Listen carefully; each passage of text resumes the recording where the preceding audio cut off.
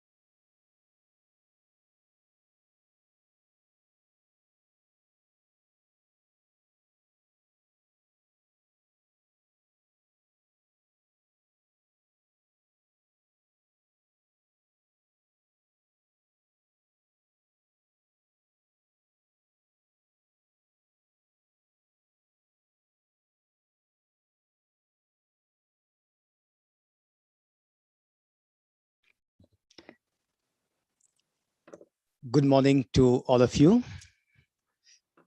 I think we can start now, and good afternoon and good evening in different parts of the world. So this is the fourth webinar and during this month to mark the Women's Day and also a continued reflection.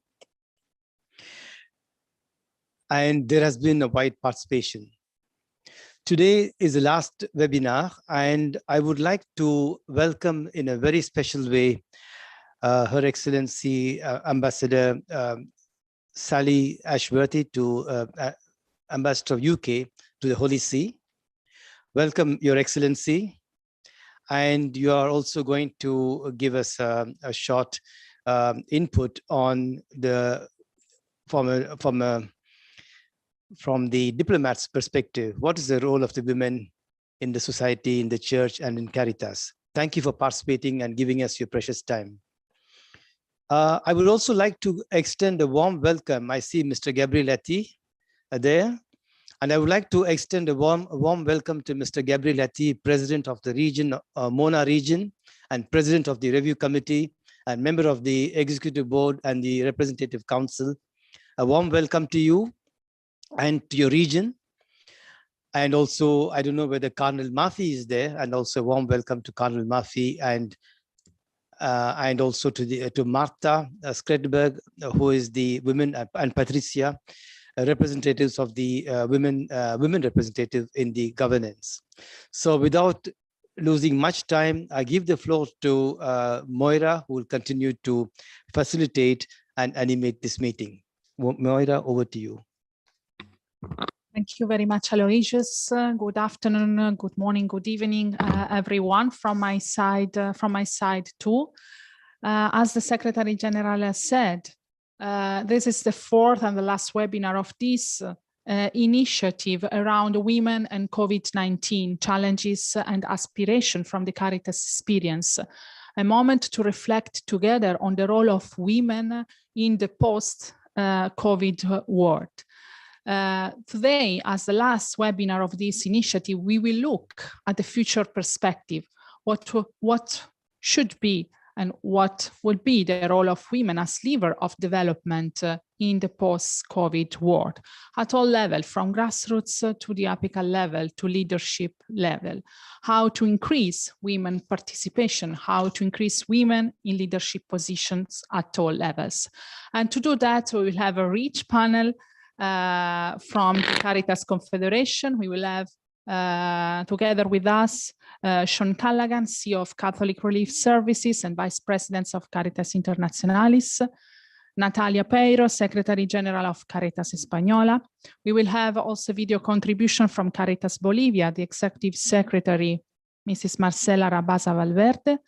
We will have Maria Nkese, Director of Humanitarian Services of Caritas Nigeria, Babita Pinto, Operations Managers from Caritas India, and then we will go to the conclusion with the contribution of Patricia Del Felicite, Secretary General of Caritas Île Maurice, Women Representative in the Representative Council, and I will give the floor to conclude to the Secretary General, Aloysius John. But without losing time, I would like to welcome Her Excellency Ambassador of the UK to the Holy See, Mrs. Sally Jane Axworthy, who will intervene. We are honored of your presence, Your Excellency. Mrs. Axworthy will intervene on women and post-COVID world, a diplomat's perspective. Your Excellency, the floor is yours. Thank you very much. I'm delighted to be with you this afternoon. You've given me a very wide subject to talk about, and I feel I'm not going to do it justice, but I'm going to give you a few thoughts on a few aspects of this subject. As Aloysius John said, I'm going to talk a little bit about women in society, in the church, and a little bit in development too. So forgive me for the sort of superficial nature of these comments, but I hope it will perhaps be the beginning of a discussion. I'm the British ambassador to the Holy See. I've been in Rome for nearly 5 years. And I should say I'm also a mother. I have 4 children. And I have combined my diplomatic career with bringing up my children. So women in the post-COVID world from the point of view of a diplomat.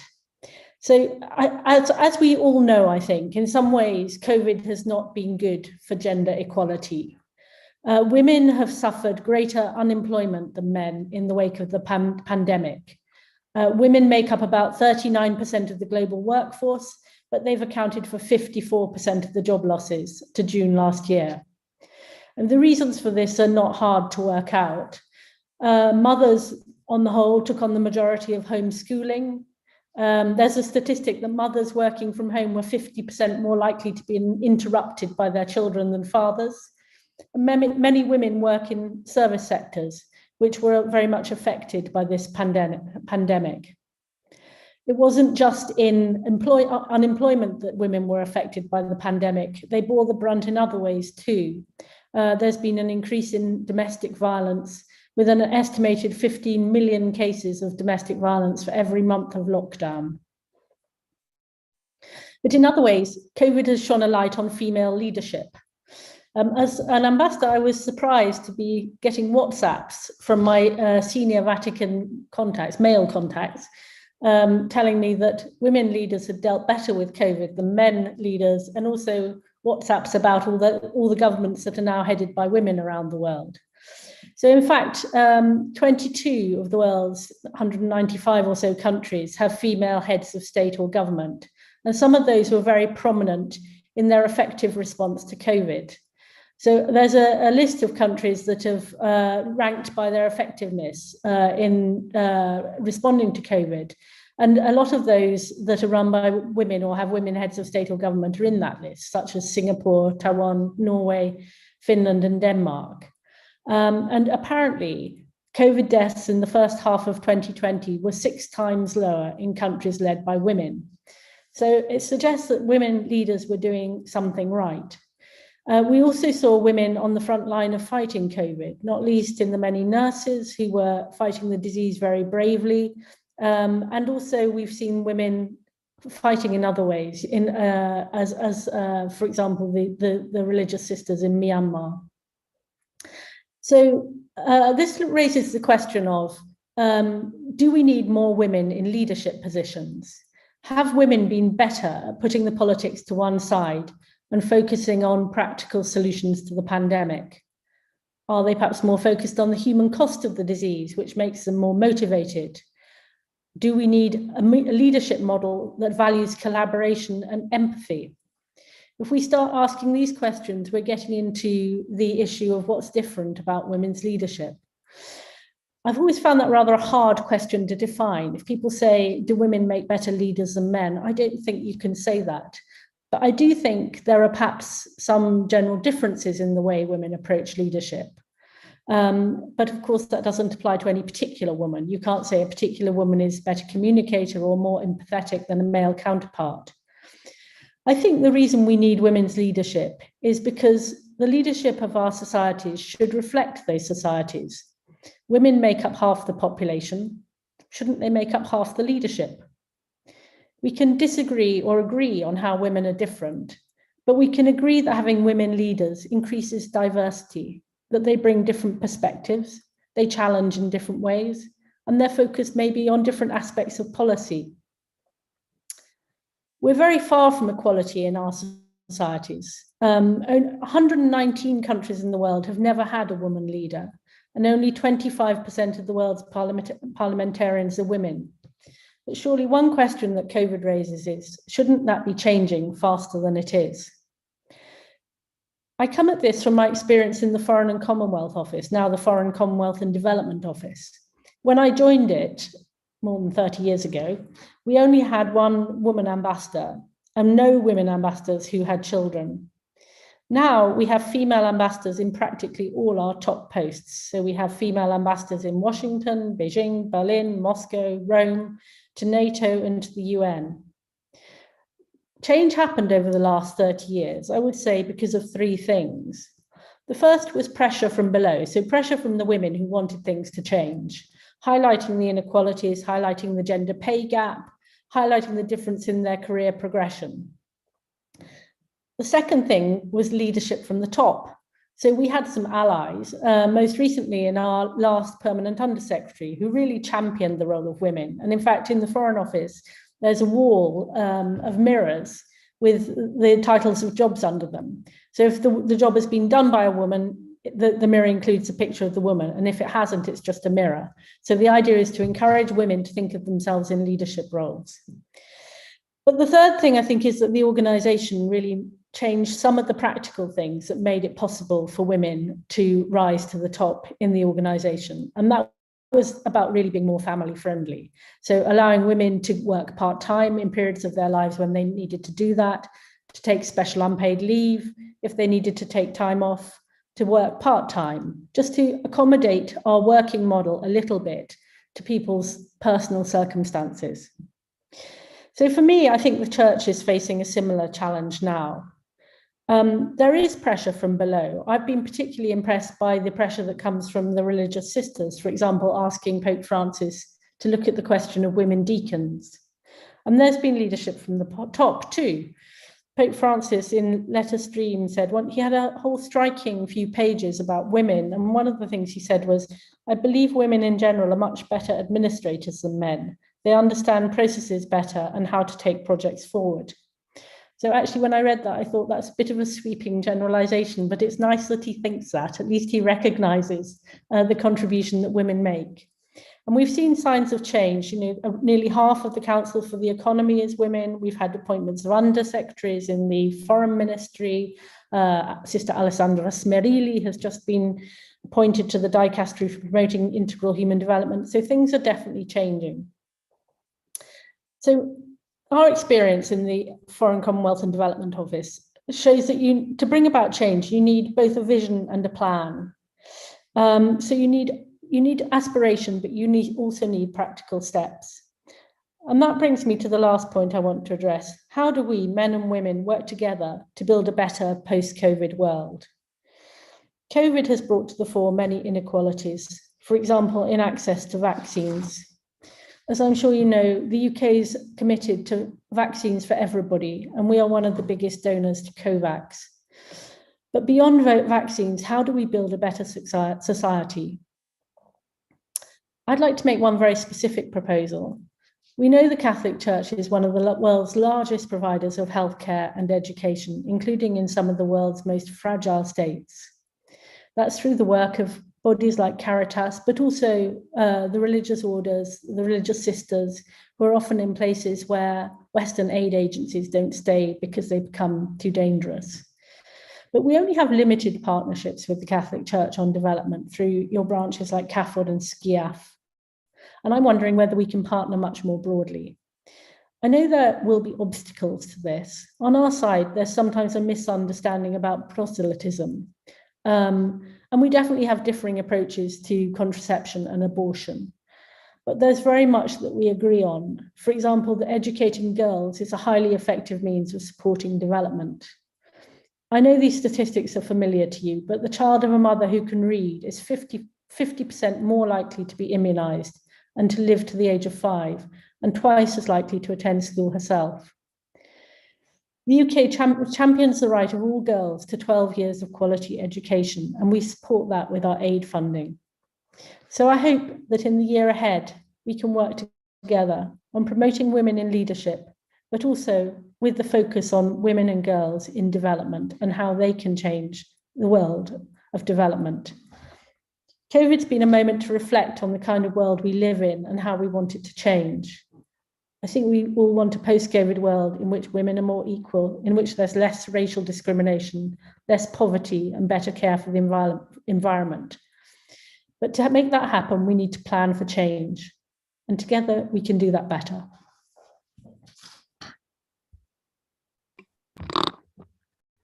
Thank you very much, Your Excellency. Thank you for highlighting some important points. First, I can highlight how women and men, we work together for a better world. How women and men, we can do more together. How can we focus on development? How can we focus on the leadership role of women and girls on development? But also another point, for me, it's very important to bring change. We need vision, we need plan, and we need to plan together. We need also to have some practical steps to do and to implement together. I would like to notice that we have now Your Excellency accepted to have a short question and answer session. So I would invite all participants who would like to ask a question or to share a comment to write in the chat box or to ask for speaking. The floor is open for questions.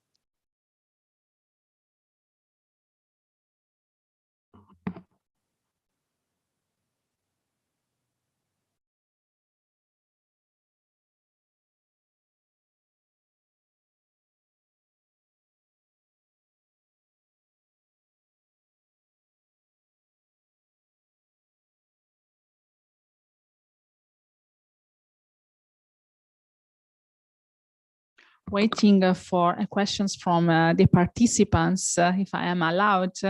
My question, Your Excellency, to you is, you have a long experience in diplomacy, and what differences you see during this COVID-19 crisis, long period crisis, which affected all over the world? I can say there was a difference in the perception of the role of women, and what are the lessons that we can learn from this crisis?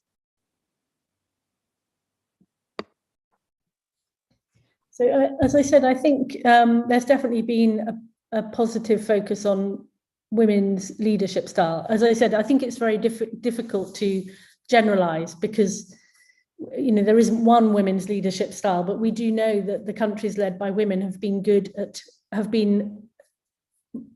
better than, above average, let's say, in tackling the pandemic. You would need to do a piece of analysis as to why that is, but it might be that they are very focused on practical steps to address the crisis and perhaps less bound up in the politics of it. I don't know, but I think the women leaders of the world have come out of this with enhanced reputations. I mean, New Zealand is a country that ranks highest for its the effectiveness of its response to COVID, and that is a country led by a woman, as many others. So maybe it's a moment not just in which women have done well, but in which we've been rethinking a little bit how we run our world. I'm very involved in thinking about the environment, and it's certainly a moment at which I think we can look again at our approach to protecting the environment. But maybe it's also a moment at which we can look again at the role of women, because they've really been bearing the brunt of a lot of this crisis, and now might be a good moment to think about change. Thank you very much. We have some questions in the chat box. The first one is, Your Excellencies, you spoke about concrete steps. What could be these concrete steps to increase female participation? So as I said in my remarks, I think there are three things. I think, one is that I think women have to ask for female participation. I mean, I think women have to say they want to be involved and put themselves forward and be brave enough to put themselves forward.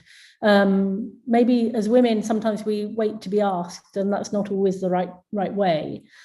Secondly, I think we need to collaborate with everybody who supports us. I mean, in the UK, well, I think worldwide, there's this campaign, He for She, which kind of encapsulates the idea that there are plenty of men who support greater gender equality in leadership.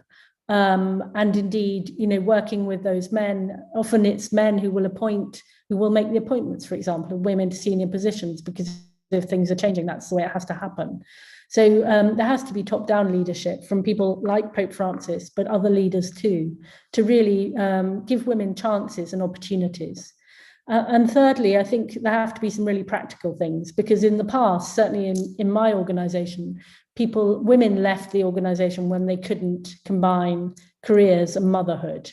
And I think if we want to open the way up for all women to progress, then we have to have family-friendly policies. So we have to have creches for children. We have to have the ability for women to work part-time if they need to. All those really practical things that make it possible for women to stay in their jobs. Thank you very much, Your Excellency. Now there is a question. I would like to give the floor directly to Howard from CAFOD. Howard, the floor is yours to ask the questions directly to the ambassador. Okay. Yes, and thank you so much for the presentation and joining us today. The question was just to ask if you could share reflections on how British embassies or the embassies of other donor governments engage at the country level with national faith-based organizations like the Caritas national organizations. To what extent is that happening systematically? Could it happen in a more systematic, more strategic way? And what would that look like from the FCDO's perspective, and how might Caritas follow up with other national faith-based organizations around the world to engage with the UK or other donors on that, to not just on the sort of funding partnership potential in those areas that you highlighted, but also just to foster kind of shared understanding and talk through issues that are shared priorities? Thank you. So I don't think we do have a very strategic engagement with faith-based NGOs at the moment. I think it is much more on the sort of programmatic level. I mean, as you know, the merger of DFID and the Foreign Office, I think, has led to us in the UK to look again at how we do everything, actually, because the idea is that it is a merger, and that we're creating a new organisation that approaches things rather in a different way. So it's a good moment to look at that. And as I alluded to in my remarks, I think, I hope that's something we can do together with Caritas, at least for the world of the Catholic Church, because it seems to me that the sort of Catholic faith-based aid organisations have tremendous strengths that perhaps we haven't, they have strengths that are complementary to ours, is the way I see it. Both in kind of outreach, I mean, the Catholic Church being a religion and not a ministry, it has very good grassroots connections, often has very good political connections as well, and particularly in countries where perhaps it's more difficult for us to operate. So, I mean, I would want it to become more strategic, and I'm going to follow that up actually with Aloysius John. We've been talking about that. So I hope we can have a dialogue on how we can make that partnership more strategic.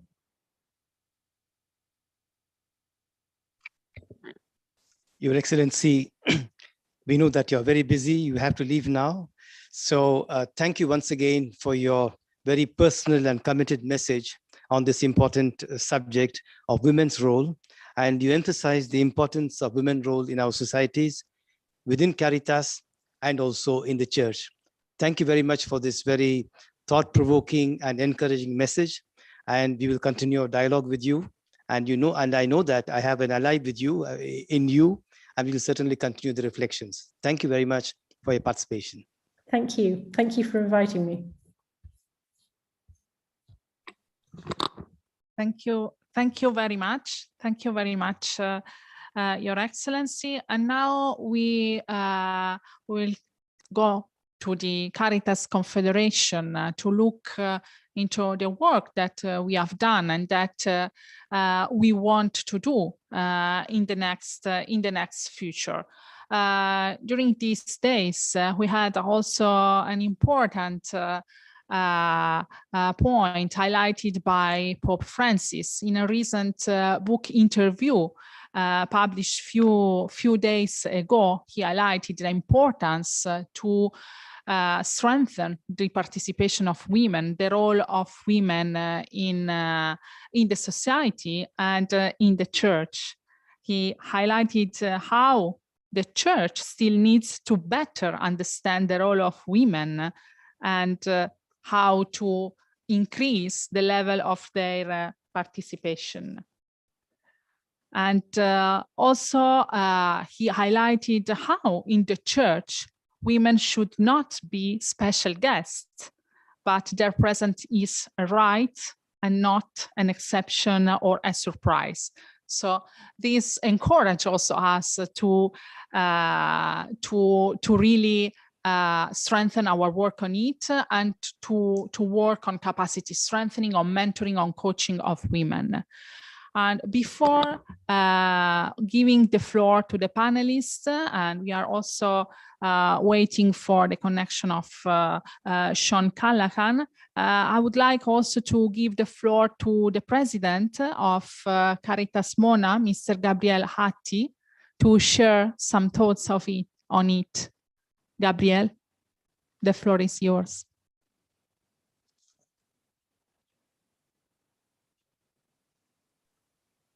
Merci Moira. Merci Moira. Je suis particulièrement heureux aujourd'hui d'être parmi vous, comme j'ai déjà d'ailleurs assisté aux autres sessions pour les femmes. Et je suis particulièrement surtout heureux d'avoir une forte assistance de la région Mona à ce webinaire. Surtout que nos femmes connaissent des moments difficiles dans notre région. Vous savez que notre région est une région où il y a des conflits violents de manière régulière, où notre religion elle-même est régulièrement agressée. Donc les femmes sont en première ligne. Et en plus de cela, nous avons maintenant la pandémie qui nous tombe dessus, comme on dit. Voilà. Donc c'était tout. Je laisserai la parole à mes collègues féminines qui sont là, et particulièrement à Rita et à toutes les femmes de la région Mona qui seront plus habilitées que moi à défendre leur cause. Et simplement pour vous dire que je suis très heureux d'être avec vous et de partager ces moments extraordinaires. Merci Moira. Merci beaucoup Gabriel. Merci pour cet engagement et personnel de toute la région dans ce sujet qui est une priorité pour notre confédération. Now, we will change a bit the diplomat program, and I will give the floor to Natalia Peiro, Secretary General of Caritas Española. Gracias, Moira. Muy buenas tardes, buenos días a todos los que estáis participando hoy en el seminario. Muchas gracias a Aloysius, a Moira, a Caritas Internationalis por organizar estos webinars que yo creo que han sido muy interesantes todos ellos. Bueno, me pedíais plantear en unos minutos algunas cuestiones acerca de qué podemos hacer en la nueva sociedad post-COVID para mejorar la situación de la mujer y sobre todo la situación de liderazgo, tanto en la sociedad como en Caritas. Yo creo que si hablamos de mujer y de liderazgo, y estando en Caritas y como secretaria general de una organización de Caritas en un país como España, yo creo que para hablar de liderazgo tenemos que hablar también de mujer y pobreza. Creo que en este momento estamos todos muy de acuerdo y hay una sensación compartida de que muchas cuestiones han cambiado y muchas oportunidades se han abierto para las mujeres. Se habla muchas veces de ese techo de cristal, pero yo creo que como Caritas tenemos que hablar también de lo que nosotros llamamos aquí ese suelo pegajoso que en muchas ocasiones no permite que muchas niñas y muchas mujeres puedan emprender ese camino hacia una posición de liderazgo. La embajadora ha compartido algunos datos que yo también iba a compartir, pero por destacar algunos más de ellos, el 61% de las personas analfabetas menores de 15 años son mujeres. Existen todavía países en los que hay leyes que impiden el acceso a la propiedad de mujeres. 3 de cada 4 hogares unipersonales o monoparentales está encabezado por una mujer con hijos a cargo. Y también 3/3 3/4 de las personas que sufren violencia por tráfico o trata de personas son mujeres.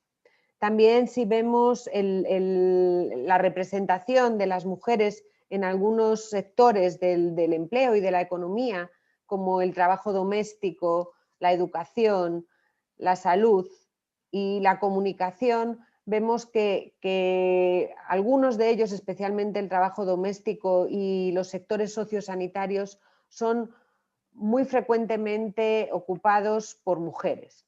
Y hay un dato que sí que me parece que es muy importante, que en todo el mundo las mujeres de 25 a 40 años tienen un 25% más de posibilidades que los hombres del mismo rango de edad de vivir en una situación de pobreza extrema.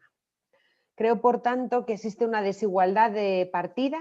Hemos hablado de ella en muchísimos de estos seminarios, varios de los ponentes que me han precedido han hablado de ellos.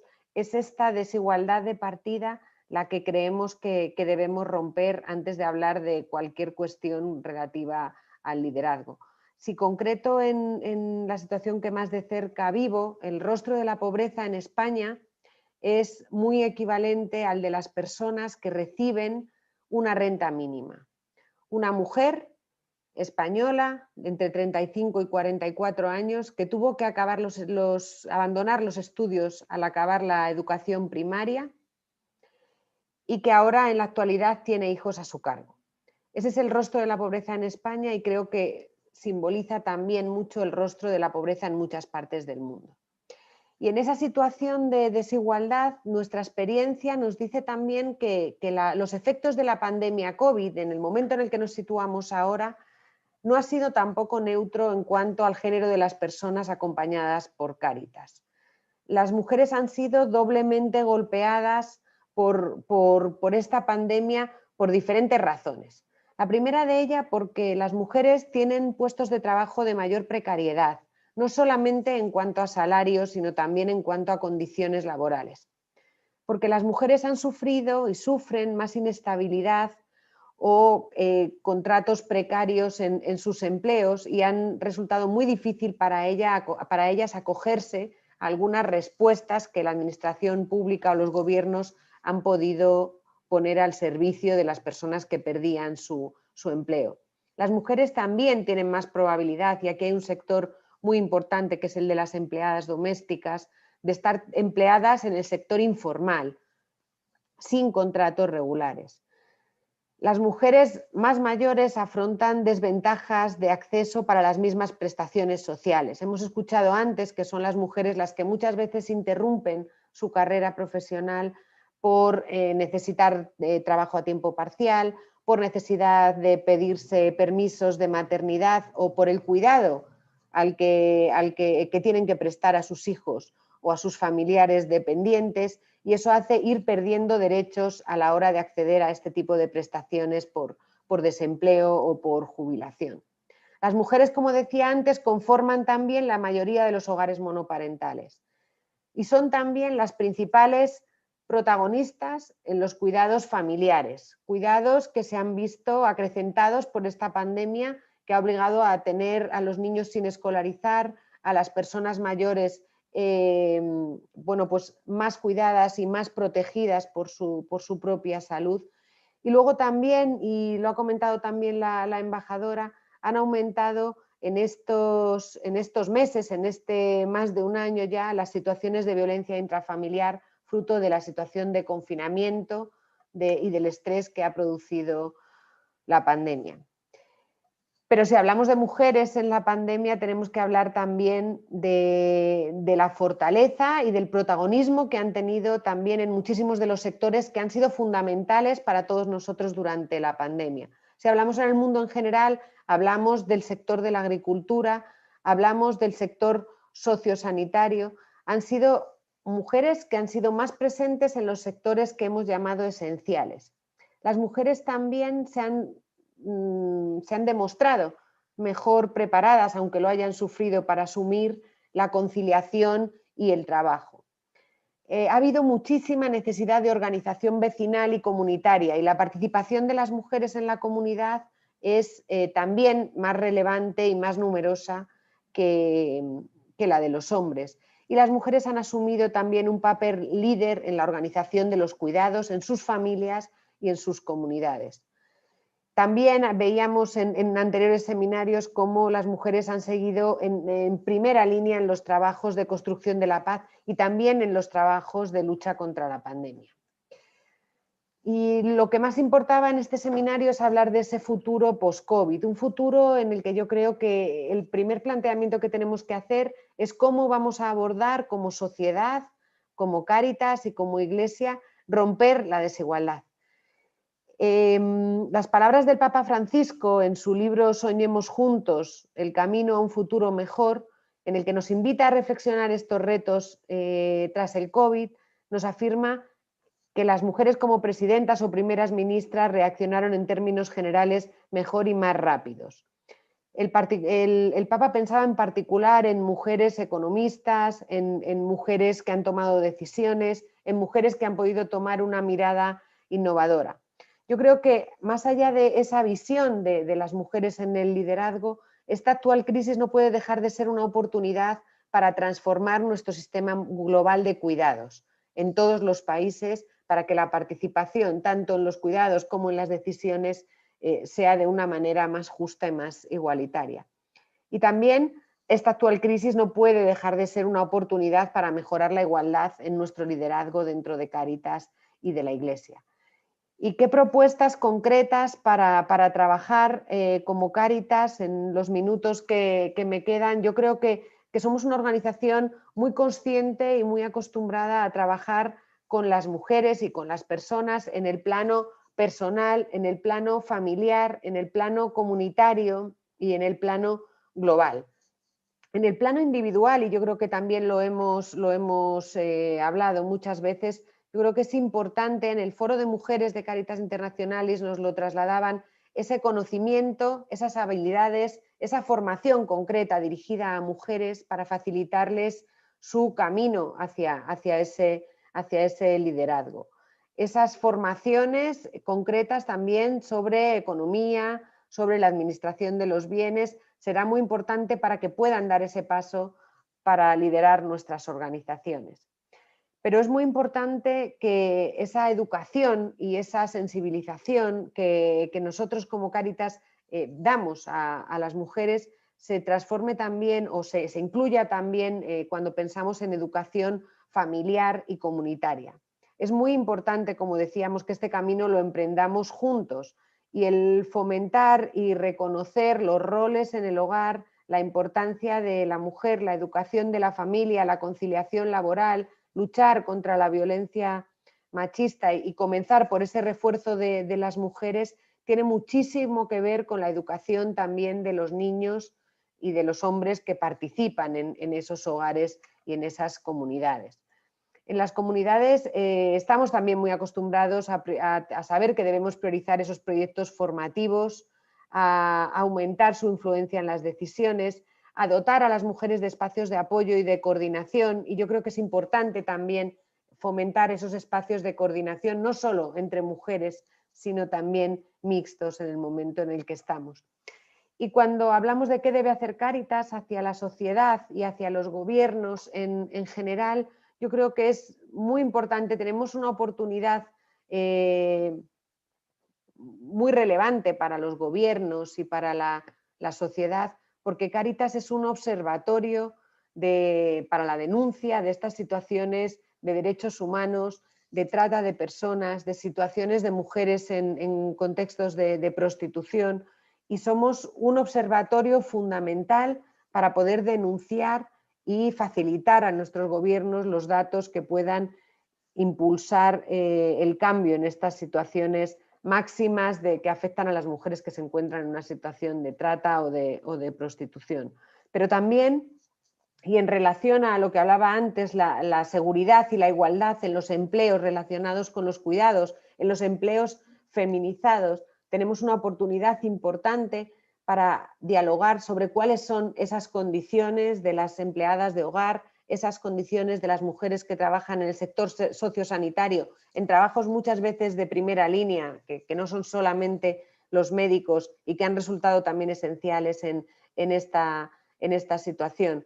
¿Qué pasa con las mujeres que trabajan en la agricultura, en la hostelería, en la distribución? Sectores muy feminizados y también muy precarizados, y muchas veces en un círculo vicioso en el que el ser precarios hace que puedan mujeres acceder a ellos, o que se precarizan o no se dignifican más porque son mujeres las que están en esos trabajos. Y también pedir a los gobiernos que se impulsen políticas de apoyo a la familia. Todas las que somos madres de familia sabemos de esa necesidad de protección, esa realidad de que en muchos de nuestros países el hecho de ser madre o de tener hijos a cargo es una situación que penaliza esas políticas positivas para la familia, y no que se vea que el hecho de tener hijos es una situación que te pone en un mayor riesgo de pobreza en casi todos los países. Y en términos de políticas de conciliación, esos permisos de maternidad, yo creo que ya la embajadora había hablado mucho. Y termino compartiendo algunos puntos que creo que son indispensables para que desde Caritas podamos promover esa igualdad. Lo primero, visibilizar esos problemas de desigualdad en la sociedad, la violencia, la trata, las migraciones, la desigualdad, son algunas de las prioridades que deberíamos tener. Denunciar las violaciones de derechos por ser mujer que existen y que son reales. Promover proyectos de apoyo a las mujeres líderes de nuestras comunidades, de nuestras Caritas diocesanas y de nuestras Caritas locales. Promover el mentoring y el acompañamiento para esas nuevas líderes en la Confederación, y no un mentoring y un acompañamiento siempre de mujer a mujer, que es muy bonito y que es real, sino también por parte de los hombres que ostentan el liderazgo actualmente en nuestra Confederación. Priorizar e impulsar la formación de mujeres, especialmente en las regiones donde no están suficientemente representadas en los órganos de decisión. Y seguir promoviendo, como ya se está haciendo, la participación de las mujeres en los órganos de decisión de la Confederación Internacional, porque yo creo que es un ejemplo para otras instituciones de Iglesia, porque creo que es necesario para romper esa desigualdad, y porque yo creo que también el Papa Francisco nos decía que la explotación de la mujer, la desigualdad, es un crimen mayor porque destruye también la armonía que Dios había querido dar al mundo, creándonos hombre y mujer. Nos tiene que seguir preocupando que persista cierta mentalidad machista, incluso en las sociedades más avanzadas, y sobre todo, aunque nosotros tengamos que pensar en el liderazgo, no olvidar nunca que existen situaciones de actos de violencia contra la mujer, y que son en un gran porcentaje víctimas de maltrato, de trata y de lucro, cuando son mujeres que son víctimas de la pobreza. Yo creo que la lucha contra la pobreza y la lucha por la igualdad de las mujeres está muy unida. Así que, bueno, pongo estos puntos sobre la mesa para seguir dialogando con vosotros. Muchísimas gracias. Muchas gracias, Natalia. Thank you very much. I would like just to highlight a few points of your rich speech and sharing. First of all, transform this crisis into an opportunities. And when we talk about proposal, to take into consideration the 3 dimensions on individual, family, and community dimension. Among the concrete proposal for our Confederation, I would like to highlight how it is important to strengthen space of coordination composed by women and men together. Again, we go back to this point that also the ambassador highlighted. And then denounce violation of rights against women and organize space for mentoring, coaching, and invest on capacity strengthening at all levels. Thank you very much, Natalia. If the participants have any question for all panelists, please write in the chat box. And now I take the opportunity to welcome Sean Callahan, CEO of Catholic Relief Services. Sean, it's a pleasure for us to have you among us for this important appointment about women and COVID-19. And I will give you the floor to share your thoughts on it and also your experience on it. Sure. Sean, the floor is yours. Thank you. Thank you, Moira, and it's wonderful to join all of you here today. First, I'd just like to say that this type of an issue of women working and serving in the leadership positions of Caritas or in many organizations, it's the right thing to do, as we see. And when I say the right thing to do, it's because we have the talent that is there. And so it is also the smart thing for us to do. And as I look at this more and more, and we see it in our own organizations, we're seeing that women set an example for the community and can be an example that helps those who are suffering and in need to see someone that looks like them, that has the same face and all. I'd also just like to highlight quickly that for the church, I think it shows the balance within the church and the important role that women are making in the church. And maybe most importantly is that we have the resources, we have the talented women within our confederation, and we need to use them. And then finally, as I think was presented earlier by Natalia, also the integration into our programs is absolutely key. So let me just highlight a couple of these things as we reflect on it. In the COVID time, we have seen the importance of localization and local leadership. That has been a key element for us to develop. And as we, as Caritas within the Confederation, are looking at the future, local leadership is a key topic for us to address.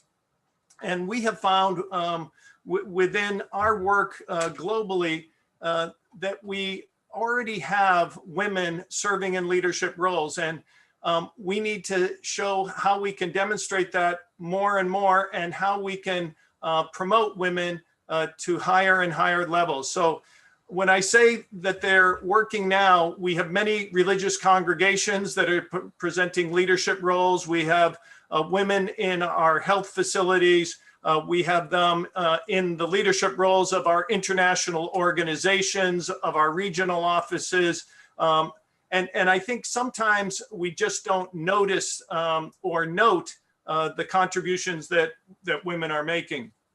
So when I said it's the right thing to do, one, I think for a church where over 50% of our population is women, it is not a smart business move for us not to use the talents of the women that we have working for us.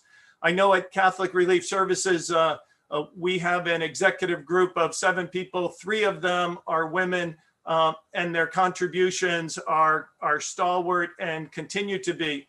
And we have found in the field as well. Let me give you a couple examples. I made a trip when I was living in India to Lucknow. And when I went to this village, they started with the women inside their houses, and the men were all gathered, and we spoke to them.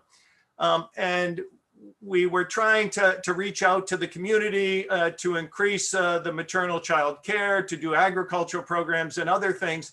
And the women were listening from the houses. When we focused on the development of women within the communities and the recognition of the work that the women did, and part of that was measuring the amount of work that was going on in the community. And when we did this measurement, we found that the men were working, 8 to 10 hours, and the women were working 12 to 16 hours within the community. And as that became reflected, the men within the community started realizing of the contributions that the women were making within their own community. And what that did was increase in that community the recognition of the value of women, and tangentially, it ended up reducing some of the violence within the families and within the communities. In addition to that, we saw the women's roles as being appreciated more and more. And let me give you 2 quick examples of that. One was in the health sector. And one was a woman, when I visited the village, she came up to us as we came out of our Jeep, and she said, it is wonderful that you people have come here to visit us. You've come such a long way, and you're, you know, such important people to come to our village. We don't see people from other countries come here. And I asked her what she did, and she was a traditional birth attendant. And I said, how many children have you given birth to over the last 6 months here? And she said, about 80 children that she did. And I said, you know how many children I have assisted in giving birth to? And she was very excited, and she said, how many? And I said, 0. I said, now who's the expert here? Are you the expert, or am I the expert? And so I think it's not that we are empowering others, but we are recognizing their importance and their value to the local communities. And by doing that, they gain their own power and gain their voice. Similarly, we did a program where we developed an app that helped women coach other women during the first, second, and third trimester of pregnancy. And the app helped these illiterate women go to different villages and share information to the different women to keep them healthy and to keep their child healthy. And when you went to the villages, it created a very interesting sight, because you would have several women inside a hut listening to this app, but men were congregated at the door trying to understand what the women were doing and why this health promoter who came in with a smartphone was sharing information. And just the fact that the woman was working with our organizations and came with a technical device and was imparting information raised her visibility within the community. It also raised the visibility of their wives as they shared information among each other. And so when we looked at it, I sat down and asked the woman, you know, how was it that you came about to do these things? And she said, you know, to be honest with you, when I first started traveling to different villages, I was beaten by my husband. And I thought, you know, here goes another project that we do, a women's project. And what it means is that we give more work to women as opposed to assisting them. But she said, my husband beat me at first because not everything was done in the house like he was used to, and the food wasn't ready and waiting. She said, but now when other villages come to my husband and say, you know, it's because of your wife that my wife survived birth. It is because of your wife that I now have a son or a daughter. They started recognizing the work she was doing. And then the village started paying the salary of this health worker who would come out and provide the apps. What ended up happening is she ended up buying a moto. So she got a little motorbike and she was going around. And now when she goes home, her husband is now preparing dinner for her and the children because he sees the benefit and the elevation of the family. And I just highlight those two examples because I think sometimes in the church and in Caritas, we're thinking, oh, it's nice to have the women participate, instead of it's essential to have the women participate. They bring something new and different. They bring professionalism, but also perspectives and the relationships that they develop with the local people. In many of the cases are relationships that men cannot provide. And so the key to me in this is, it's not that we need just a fully female organization, but we need to have that teamwork and that we work together to make sure that we're strengthening our response for the people that we're trying to serve. And how do we do that? Well, I think within the church, we need to elevate the roles of women and the recognition. So it's not only that they are in the jobs, but they're recognized. So in my organization, if I have a woman who is a regional director or a country director, we have to make sure that the executives of the agency go and demonstrate the importance of these women by our presence there to recognize the work they're doing, that we are humble enough to say that they are actually the experts and we might not be the experts. And so if I go to our office in Senegal or in Kenya, that I recognize the contributions that our female leaders are making, and so that others can feel free that they can recognize them as well. I also think that one of the key things for us to do is make sure that we also recognize the localization and the local contribution. And we've been talking a lot about this in the governing structures of Caritas, is how do we increase the recognition of the leadership roles that women can play within our organizations. We certainly know when we go to communities that women are playing a leadership role in the community. Right before the pandemic, I was in Latin America and I visited a farm that was doing climate smart agriculture. And a woman was responsible for the farm, and she was reaching out to neighbors and sharing some of the expertise that they had. And it's wonderful that in something like farming and the health sectors, that the contributions of women can be easily measured by, do they have crops? Do they have diversified crops? Have they managed the water? And people could see that. And so they joined in together to celebrate the work that the women were doing. They also decided that if they could work together and maintain the social fabric of the family by the women contributing and the men, then there was no need to migrate to another country because they could do things within their own area. And so it's a key element for us to look at that local leadership on how do we demonstrate the importance of the social fabric of the family, the teamwork between the men and the women, and recognizing that.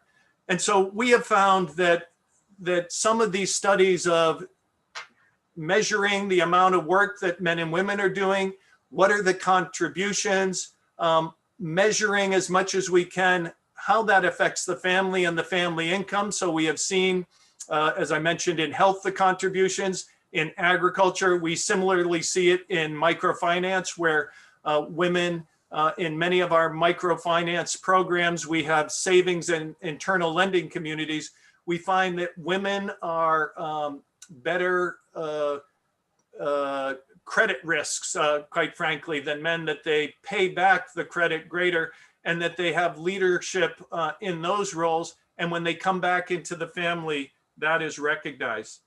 So I would just say it seems obvious to us the role of women, but what I would say is it is important that we not create women against men, because I find that there's a tendency of defensiveness. And so I think what we need to do is recognize the contributions of women, highlight those. And I think, as Natalia said, that we have the appropriate mentorship programs and leadership development programs.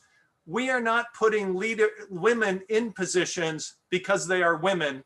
We are putting women in those positions because they're the best professional to do the job. And that is because, one, they have the training and capacity to do it. They can develop the relationships with the local community. And in the work that we do at Catholic Relief Services, most of our beneficiaries, quite frankly, happen to be women. And so it's crucially important for women to be seen as the leaders in those roles, as we try to pass over the leadership of our programs to leaders within the local community. And then certainly in many areas, women may feel more comfortable sharing with other women.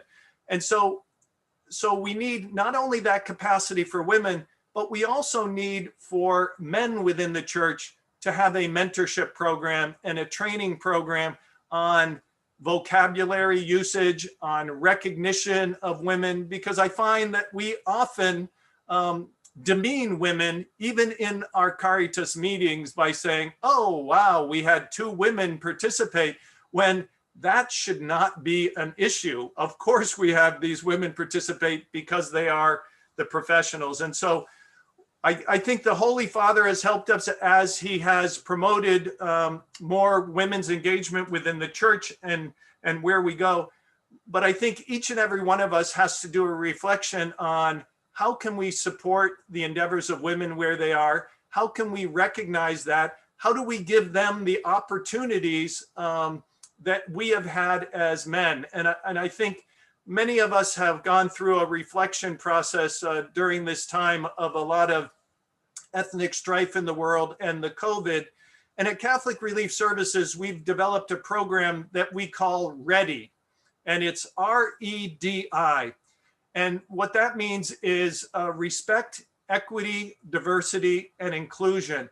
And the respect means that we respect the human dignity of all people, and that includes internally and externally. So in order for us to operate efficiently and well, we want all our employees to thrive, both men and women.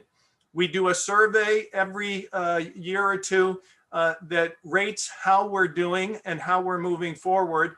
And then we try to outreach and look at our positions and set some goals on how do we make sure there's a pipeline of women who are able to fill specific positions. So just the other day, we had an area where it's a little bit more non-traditional to have women in leadership in some of the technology fields. But all you have to do is spend a little time to look, and we found an extremely talented woman to head up our ICT 4D work. So our internet communications technology for development work. And so we need to make sure that our recruiters are aware of this and our leaderships are aware of this as we move forward. But I guess I would just lastly say and sum up, because I have kissed the Blarney Stone, so I could go on for a while on this.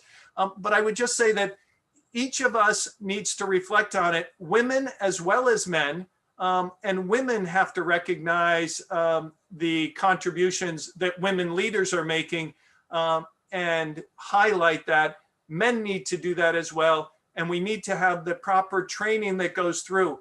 But again, let us make this as something that is going to strengthen the social fabric of the family and strengthen the social fabric of the Caritas family. It is not something that should be seen as divisive in tearing apart the fabric, because it truly is teamwork if we work together and recognize the contributions of all. Thank you, Mara. Thank you very much, Sean. Thank you for your encouraging message, but also for sharing your experience, also your experiences in the field. If I retain one word of your speech, of your sharing experiences, I would like to highlight recognition. It is important to recognize the value of the work, of the female work, of the role of the women, the leadership in their professional side in the community. So the word I retain is recognition, but also as pragmatic proposals to, of course, to work together, women and men. This is a shared responsibility that each of us we have to reflect and to act in this topic. There is one question for you, Sean, before we continue in the program from Marta Skretteberg, Caritas Norway, who is also women representative in the Representative Council. The work to promote women to leadership position in Caritas must be anchored in the church. From your experience, how should we approach and work towards bishop conferences and dioceses around this topic? Thank you, Martha and Moira. I guess there's two things I would say. I think the first one is events like this, I think, are very important because it, one, highlights the talent that we have within the Caritas Confederation. If you just look at the number of people who are participating here, I think that is crucial. And so, one, I think we need to share with the bishops and others within the church of the important contributions that women are making. And That's our religious congregations, our single lay professional women, our women of families as well. And so one is, as we mentioned before, just that recognition. Number two, I think what we need to do within the bishops' conferences is highlight to them what the contributions of the women, one, mean to the church and mean to the growth of the church and the vitality of the church within the communities in which they work. And so we would highlight the work of women in health, in education, in agriculture, and in other areas. And I think we need to take the opportunity to present to conferences so that they see the face of the leadership as being women. Just to give you a quick example of that, we in Nigeria, CRS had a woman as the director until recently. And as she came in, you know, when we introduced her to the bishops, they said, "Oh, you're bringing a woman in to head up. Why do you have a woman as your leader there?"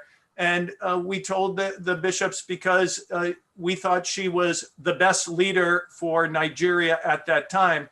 And they said, "Oh, okay, we will trust you on that." It turned out after a year or so there that she was able to prove herself as being one of the best leaders that they had had at that time. So it's giving that opportunity to them and giving exposure. You have to realize that in many times within the church, there may not have been the exposure to women leaders at these different times. So I think it's crucial for us to make sure that we provide that opportunity for them to have the exposure of women leaders and highlight the contributions that women are making. And so I think we need to be very data driven on the number of women we have, what they're doing, how they're doing it, so that they can be recognized.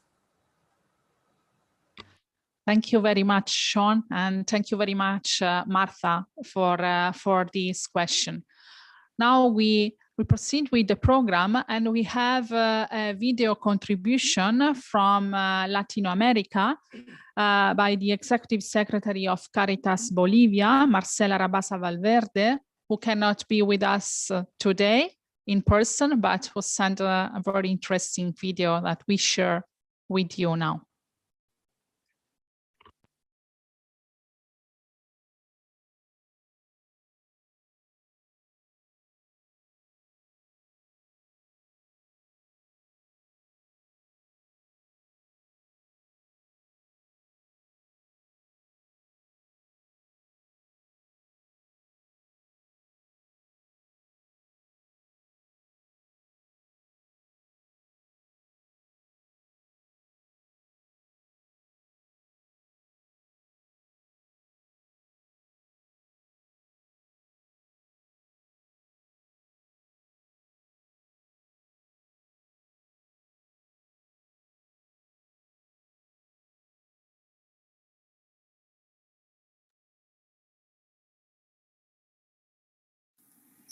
Permítame hacer llegar un saludo a todos los que nos escuchan y participan en esta webinar y mis agradecimientos a Caritas Internationalis por haberme invitado a ser parte de este evento, pues en este momento me encuentro de viaje y no he podido estar con ustedes.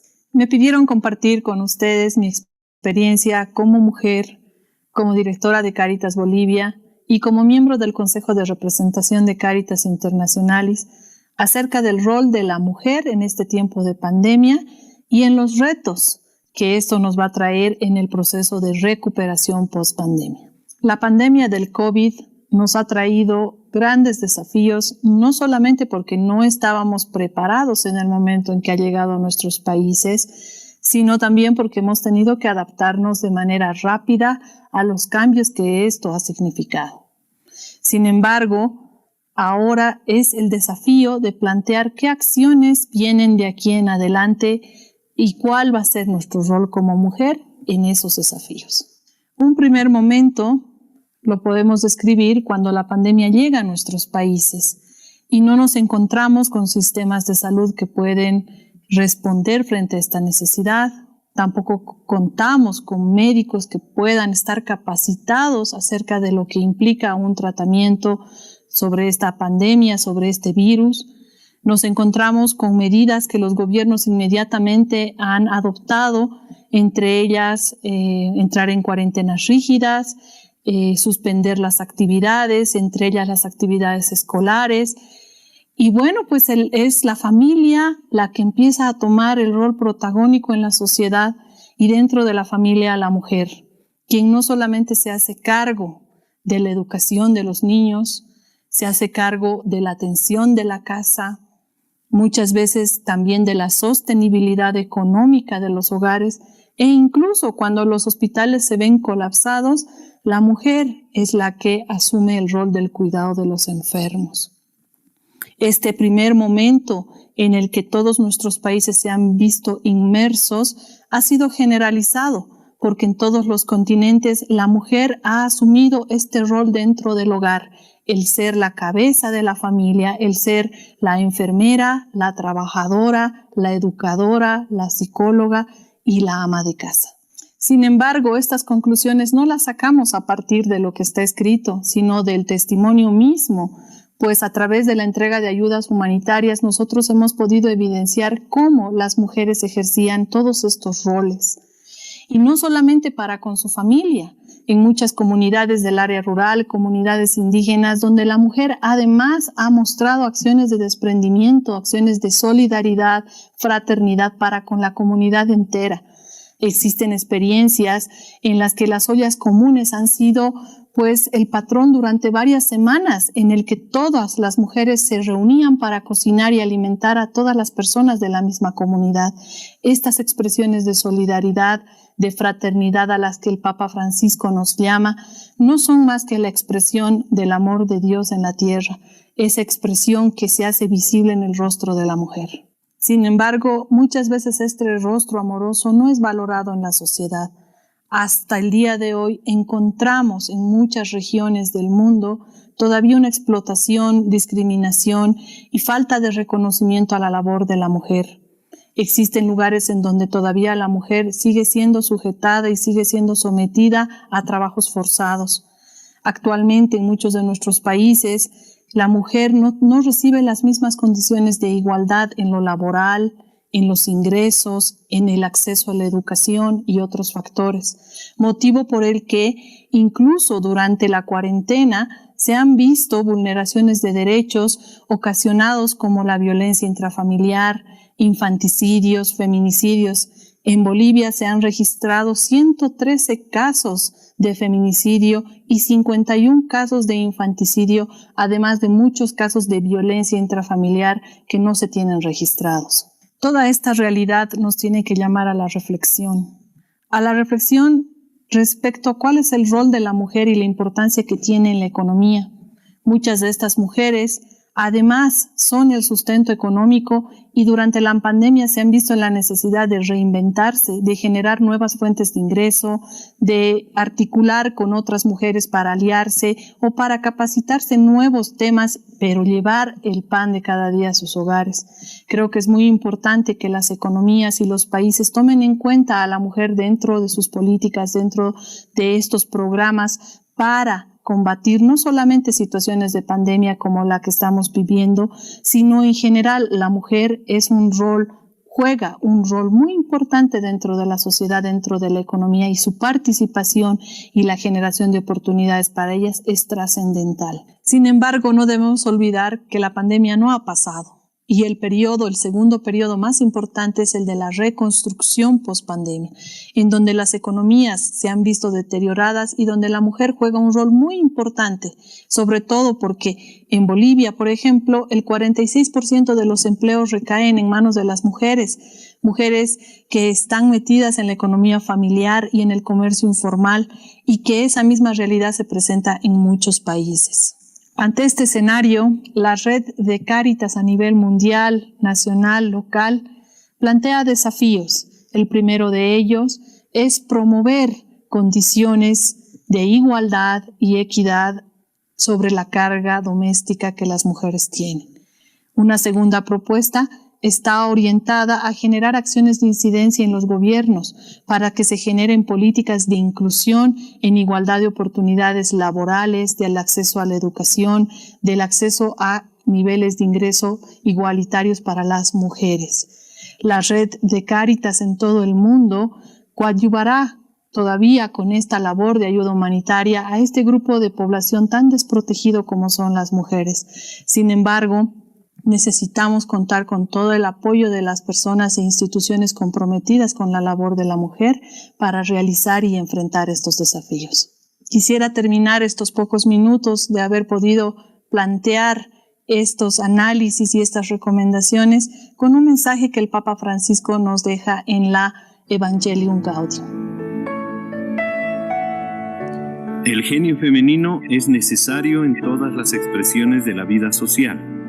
Por ello, se ha de garantizar la presencia de las mujeres también en el ámbito laboral y en los diversos lugares donde se toman las decisiones importantes, tanto en la Iglesia como en las estructuras sociales.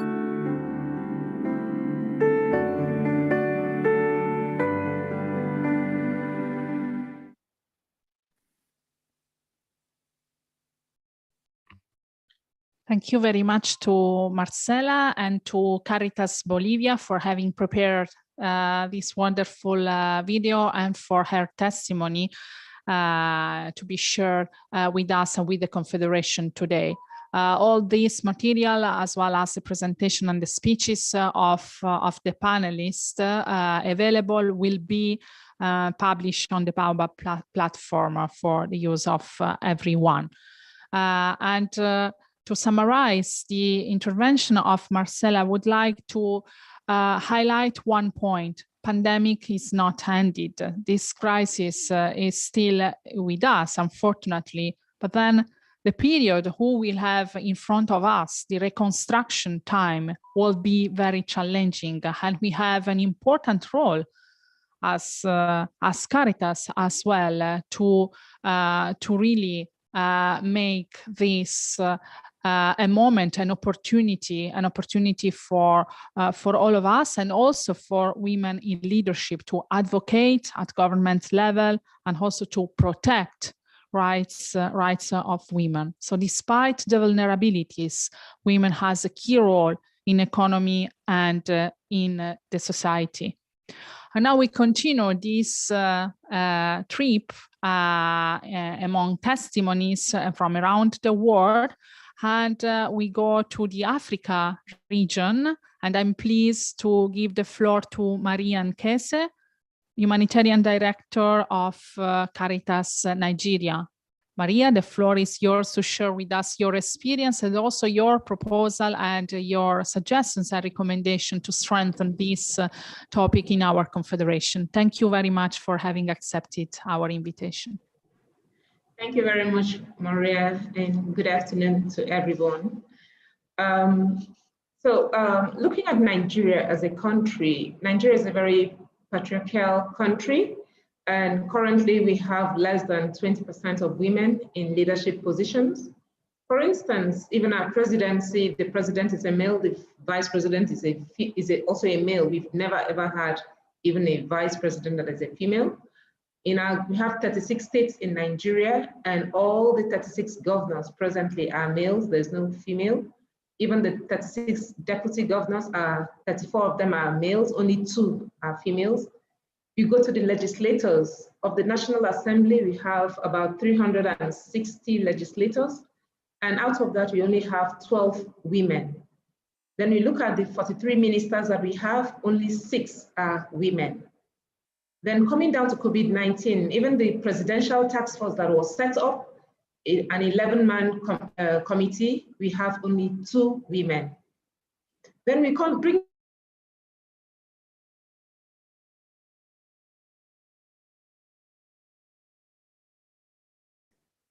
only 2 are women. Then the senior management team of Caritas Nigeria, we have out of 14 persons, we have only 3 women. Then you look at the local Caritas, which we call the Justice, Development, and Peace. We have 57 dioceses, and so we have 57 local Caritas. And for all the 57 dioceses, all the coordinators, the leadership are men. Of course, they are priests. Then out of the 9 Catholic provinces in Nigeria, where we have the provincial Caritas, all 9 coordinators or chairmen are men. There is no single woman.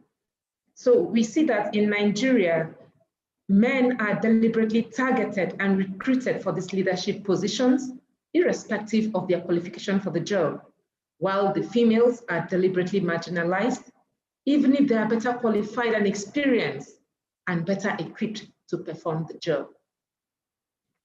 But we've also learned some lessons during the COVID-19 pandemic on equal opportunities. Because just as some other speakers have said, there's been in Nigeria, there have been recorded increased incidences of domestic violence and gender-based violence, especially during the lockdown. And majority of the victims of these are women and girls. Therefore, there's an increased need to advocate and strengthen systems and services that would address gender-based violence in Nigeria, such as the legal and support systems, so that they can offer services and products that would respond to and also prevent gender-based violence. Another lesson learned was that businesses closed up in Nigeria. Several businesses closed off. There were lots of layoffs. There were reductions in salaries in some establishments. And this negatively affected household incomes. And of course, the women who are generally not given same opportunities as men to compete even on equal ground, much less to be deliberately targeted for leadership positions, were more adversely affected. Then, of course, looking at our programs, more than 85% of caregivers of infants and young children on our programs are women. And during the lockdown, these women went against all odds to ensure that they get the required medication for their children as well as food. As such, emergency packages, funds for skill acquisition, it's important to set that in place for such caregivers, especially those who do not have a stable means of livelihood. On the recommendations for equal opportunities, we focusing more on Caritas. We think that Caritas should be deliberate, and especially Caritas Nigeria should be deliberate and targeted in recognizing the contribution of women in their role and empowering them to become better and to move to higher leadership positions. There should also be opportunities to train, mentor, and develop women for leadership positions. And some of the concrete steps could include making conscious efforts to ensure that there is gender balance while shortlisting candidates for advertised positions. We should be able to conduct biennial performance appraisal separately from the performance development plans for staff, especially those already employed within the organization, and also follow through on the reward system. We should also be able to institute a mentor and mentee program whereby those in leadership positions can tutor or mentor the mentees for a predetermined period of time so that they can climb through the leadership ladder. I think we should also make conscious effort to strike a balance in the male-female mix in our leadership positions, in our board of directors, in our senior management team, and even in the middle management. We should adopt a gender marker for tracking gender equality and women empowerment. And I think we should also apply best practices and a gender lens on all existing organizational policies, structures, and programs, so that we can avoid promoting gender inequality, albeit unintentionally. And very paramount is that there should be a strong and repeated advocacy, our advocacies to the Bishops' Conference on the need to deliberately target and recruit women for leadership positions within the church structures and agencies. Just as Jane has said, the conference was surprised and actually expressed their surprise when CRS sent a female country rep to Nigeria. And so in Caritas Nigeria, a female cannot aspire to become the head of Caritas Nigeria because the position is strictly, of course, reserved for the men and for priests, not just for men, reserved for priests as such men. And similarly to the deputy position. So it's very important for us to be able to take these steps, these concrete steps towards addressing the inequalities and also promoting women in leadership positions. Thank you. Thank you very much, Maria, for this speech who shared the reality of Nigeria and Caritas Nigeria, but also was broader in giving some proposals, some recommendations for the Confederation. Again, we highlight the point of capacity strengthening, mentoring for women in a leadership position that I think is the fil rouge of the different sharing speeches this afternoon. But another important point that I would like to highlight from your speech is the importance to gather best practices, policies, mechanisms, and experiences from different organizations so that we can use them as an added value for other experiences and for other processes, and importance of to advocate in the right places in order to promote concrete steps to address inequalities and to promote equal opportunities. I see that there are some questions for you as well. There is a question for you, Maria, and I will keep the floor to you. Can you specify how the lack of women's leadership has affected the delivery of essential services for women and girls during the pandemic in Nigeria?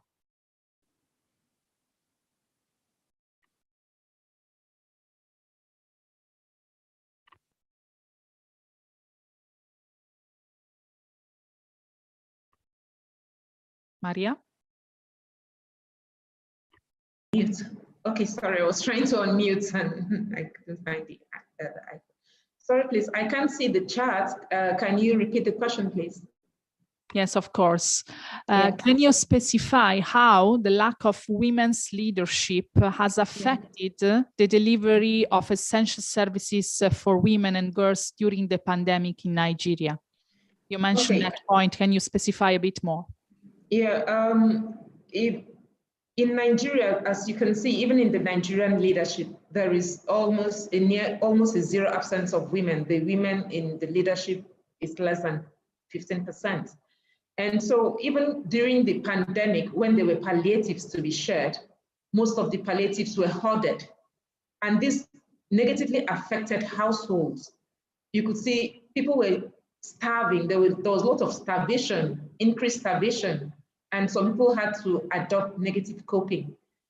Some months back, there were riots all across Nigeria with people breaking into the storage houses for palliatives. If women were in leadership, because they have naturally that nurturing spirit, they have that nurturing nature, and they would have ensured that these palliatives get to the people during the lockdown and in a timely manner.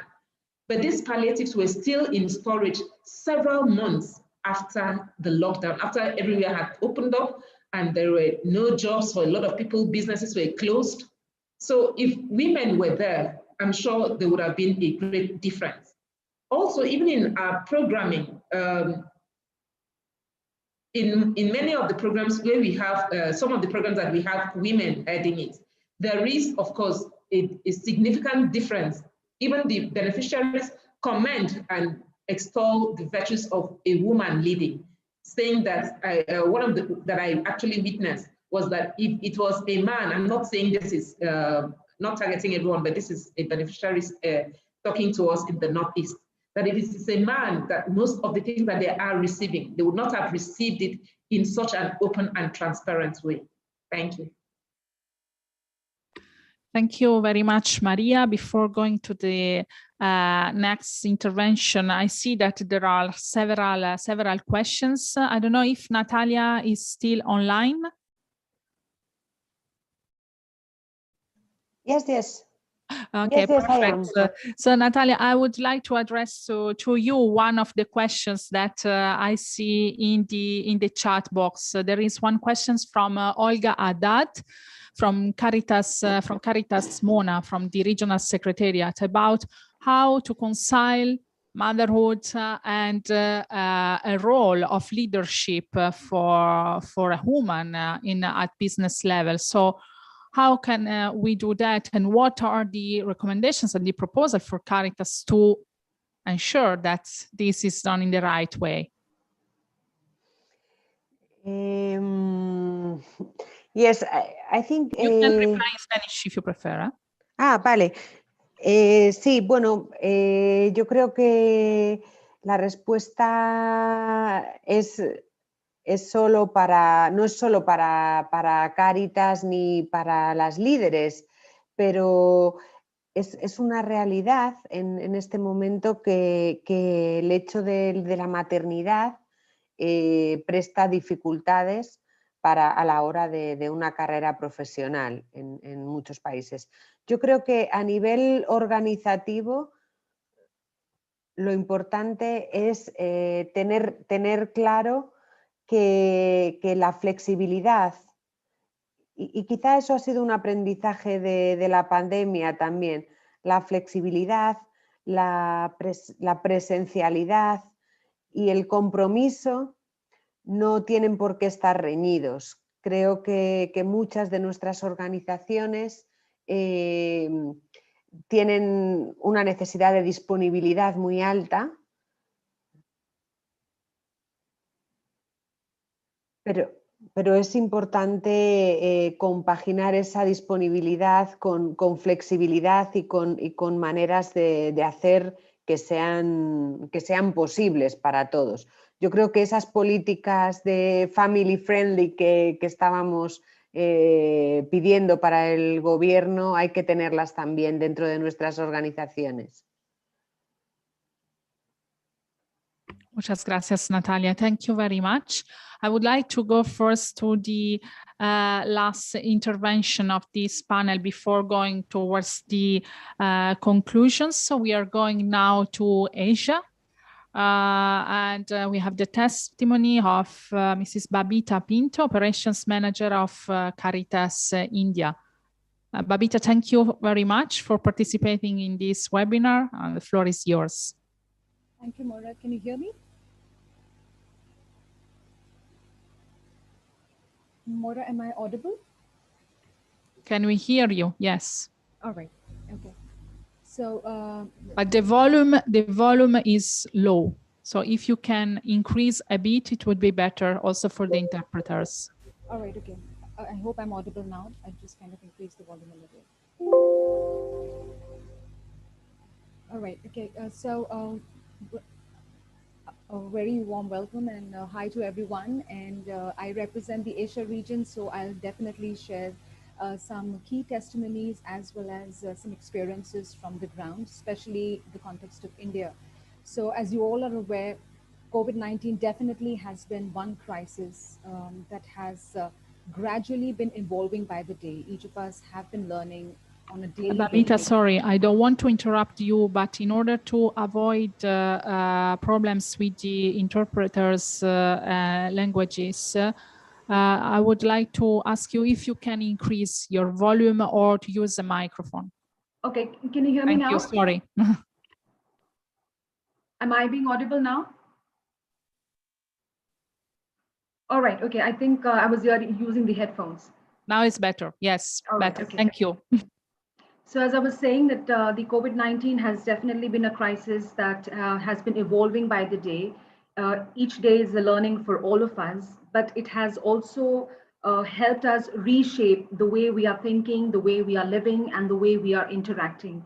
It has definitely created new pathways and new breakthroughs when it comes to the social, pastoral, environmental, and cultural outlines. And while we are guided and prompted by the Pope Francis's call to go out to the peripheries, so Caritas has been exuberating and they have been serving with love. So some of the learnings and insights that I would like to share with you would be on this particular line of moving beyond peripheries.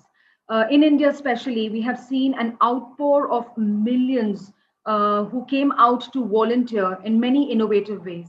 And especially if you talk about the women healthcare volunteers, they have worked relentlessly to inform, to support, and to care for the people in the communities. The women healthcare workers, also known as the ASHA workers, the accredited social health activists, that is what the abbreviation stands for, ASHA. So they have been providing the last mile connectivity even during the pandemic. There were a lot of issues at the rural as well as the semi-urban areas, but these ASHA workers have been working like warriors. They have been visiting homes. They have been creating awareness in the communities. And when we had in India this whole influx of distress migration, when a lot of these migrants were returning back to their rural villages just because they were out of work, and because of the lockdown, there was no kind of income for them. These ASHA workers were the ones who were helping us with contact tracing, reporting back symptoms and suspected cases to the medical centers. So that is the kind of level of commitment that we have seen in India as well as in Asia region, wherein the health activists, especially the women, have been in the forefront. The other important component was about demonstrating skills and knowledge.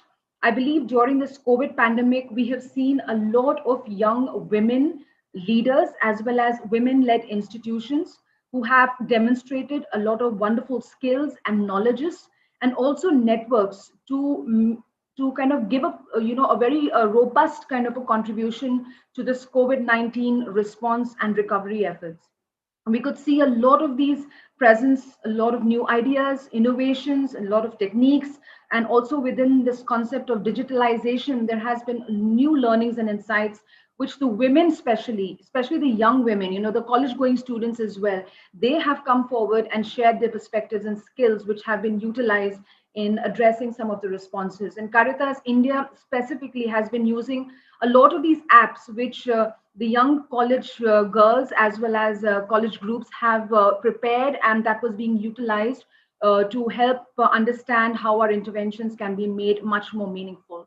So that is another example of demonstrating skills and knowledge, especially by the women and the adolescent girls. Another important striking learning has been the multitasking and the creating balance of responsibilities that women have been able to contribute at home. Like we can see women who have been homeschooling, there have been women who have been creating a balance between work as well as taking care of their households, to taking care of their family immunity, to also doing things wherein they could ensure that the family unit remains safe. So I believe these are some of the new insights that we get to see during this whole situation of pandemic when things were still in the very rough stages. However, we do believe that there has been a quality gap and that there is a lot that needs to be done. COVID-19 has definitely triggered a lot of health and socio-economic crisis, wherein women and girls have been disproportionately and differentially been hit. There has been an increased feminization of poverty, domestic work. There has been an increase of care burden and almost a sudden shoot and a rise in domestic violence, 33% of rise in the domestic violence. And we have also seen that because of this, the marginalized women have had no access to healthcare, family planning, education, and millions have lost their jobs and income. You would have also seen a lot of these pictures wherein when the lockdown started, so many these migrants, especially women, and women always burdened, carrying children as well as, carrying the luggages around, walking miles and miles just to return back home, So there has been a lot of these situations wherein the poverty has only aggravated and marginalization has only increased. While on one hand, we do see that women have been working on the front lines, they have been playing an equal role in healthcare workers, as caregivers, as innovators, but we still haven't seen that kind of a representation or the achievement of equality when it comes to governance and decision making. We are still yet to reach that pinnacle. And I believe there is a considerable gap in the women representation and influence when it comes to designing or implementation or monitoring of laws and policies at different levels, whether it is local, national, regional, and international levels. So as a way forward and as concrete steps, we would like to definitely propose some of these recommendations wherein Caritas Confederation can also look into these aspects. One important area is that with COVID-19 and the post-COVID-19 era, we have seen that there have been new challenges and confrontations emerging. While we were talking about extreme poverty on one hand, we have and anti-human trafficking, we've also seen this current trend of climate change, of health crisis. This pandemic has been one which has been evolving by the day. We have seen displaced migration, and we have seen peace building as well as modern slavery. So these are some of the new trends that are emerging, and there has been a dire need to address them, not through control. I believe it is not through control or command, but it's more about recognition and dialogue, recognizing the problem and entering into a dialogue to ensure that these issues are being addressed. And none other than that, I would say that when you talk about women leadership, they have that ability. There are these natural instincts that the women has on resilience, on courage, on flexibility, on listening, on empathy, on collaboration, on caring and recognition, and also working with collective contributions. So I believe if we have more and more women leadership, if we are recognizing and contributing to such leadership, then we are also kind of creating scope and spaces for empathizing and also having a kind of a people-centered leadership, wherein the leadership is connected with the people and we are able to move forward with collective contributions. So that is one perspective that we would like to share. The other one would be that Caritas in India has been talking a lot about parish Caritas, wherein Caritas are reaching down to the local level. We do see that in Caritas as as the humanitarian wing of the church all across the globe, they have at the local level the parishes. And this is envisioned as a response to a precise pastoral need. There is this whole movement as well as this move which brings about the gospel values amidst the people that we are working with. And I believe that if the church leaders, they catechize women and men together to promote this parish Caritas, it becomes a ministry within itself, wherein we can address some of the major issues here. One, of course, when you're talking about, many of my colleagues and panelists, they spoke about, focusing on the family. And I believe that as parish Caritas, this is one area that we can enter in. We can create a platform wherein we have a crescendo of, the shared responsibilities of men and women contributing together as a family unit. And this definitely will further, kind of resonate and ripple in the above layers as well when it comes to, different aspects of women contributing. So shared responsibility definitely becomes one of the agenda as part of parish Caritas. That is one. We also see that as women catechists, there would be much more of dialogue, much more of sensitivity being created at the local level, much more of wisdom being collected, which can be taken forward at different platforms to ensure that we are kind of creating breakthroughs in different rigid frameworks that we work with usually. Another component would be to advocate and to advise. Like in Caritas Confederation, we do have a lot of scope of working on advisory working groups. We have a lot of working groups, and we need to see more and more women advocating, coming forward and advocating on issues that are evolving. And not only in these working groups, but also to make much more stronger representations at different platforms, whether it is national, international, or any local platforms, but to have women at the forefront, to be talking about strategies, to be talking about how we can invest on issues and make recommendations for policy influencing. And this definitely requires time, and it does require a lot of effort, so that it needs to be on a frequent basis. This kind of representation needs to happen. And I believe Caritas Confederation, say for example, Caritas Internationalis, when they have a lot of these international platforms with other stakeholders and also the government, wherein we can have these voices being expressed and being, kind of amalgamated into their whole systems as well as into their thinking. Another important area would be also to have an interface with the church and the bishop's fraternity on a regular basis, to show and to also showcase the kind of work and the contribution that the women have been contributing and rendering in the well-being of the church. This can be validated by testimonies or by having some kind of surveys or some kind of an action research impact, wherein we can talk about how actually the women have been contributing in the well-being of the church. And another important area last would be that just like what Caritas Internationalis had done this whole exercise of management standards, and it was a wonderful learning and an insight of how each of the member organizations have been placed, when it comes to how they are placed, when it comes to management standards and what are the areas that we need to improve on. I think a similar exercise should also be thought about in terms of how women's participation has been across the Confederation. What are the areas which are actually as bottlenecks, that are, stopping women coming forth in the leadership positions. So there should be some kind of a similar exercise which needs to be, initiated. And if Caritas Internationalis can also think about it, this would actually give a lot of room for other member organizations to, to express and to bring out the weaknesses and what are the areas that requires system strengthening. And definitely this would then give us a lot of scope to work in groups, to come together and bring out some recommendations and also kind of develop some favorable policies and systems that would provide a much more conducive environment for women leaders to perform and also set an example.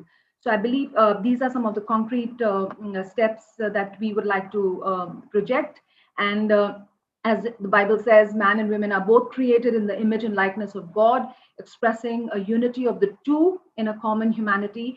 So just as followers of Christ, we need to work together and create a crescendo of actions that shall influence and change the established order towards the equanimity of humankind. So thank you once again for this opportunity. Over to you, Moira.